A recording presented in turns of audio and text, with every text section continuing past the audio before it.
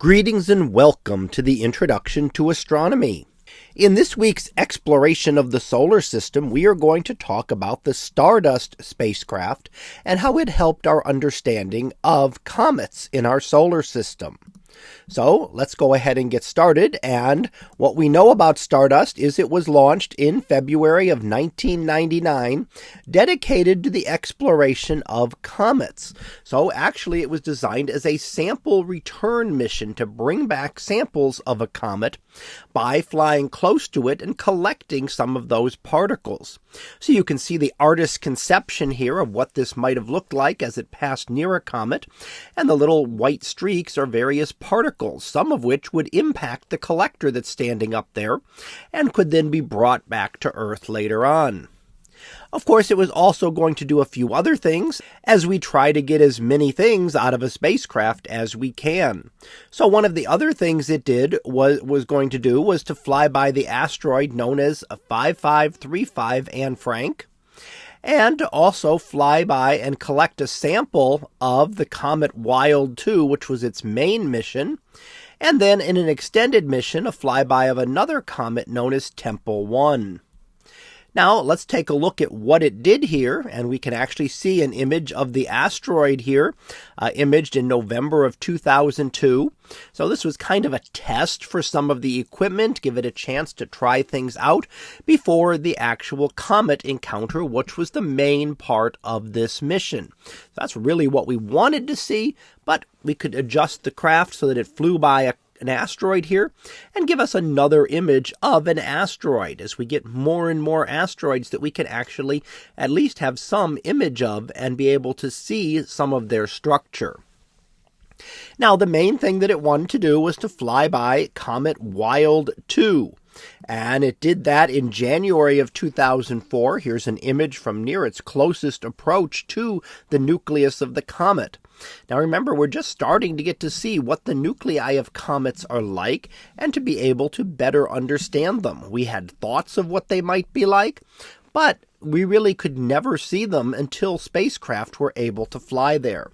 So this is Wild 2, and that encounter occurred in January of 2004.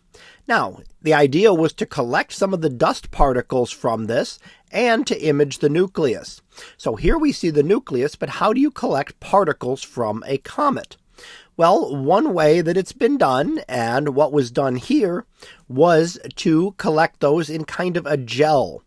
So we have the gel of material off to the right-hand side here, and then as particles strike from the left, they will penetrate into it and slow down and eventually be stopped and trapped there. And then that gel can be brought back to Earth. The individual particles can be analyzed and studied. So that would be a chance to be able to actually study the little bits and pieces of a comet.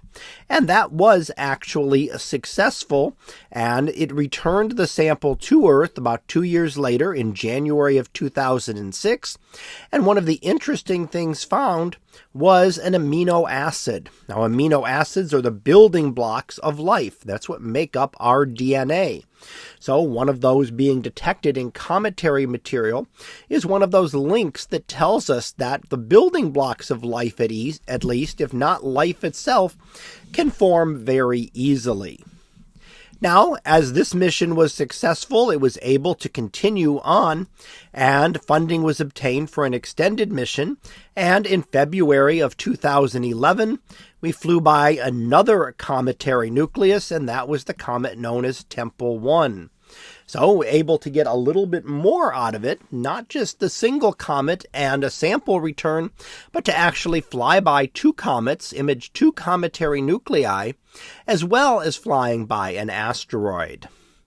So let's go ahead and finish up with our summary, and what we've looked at today is the Stardust spacecraft, which was launched to study and return cometary samples to Earth.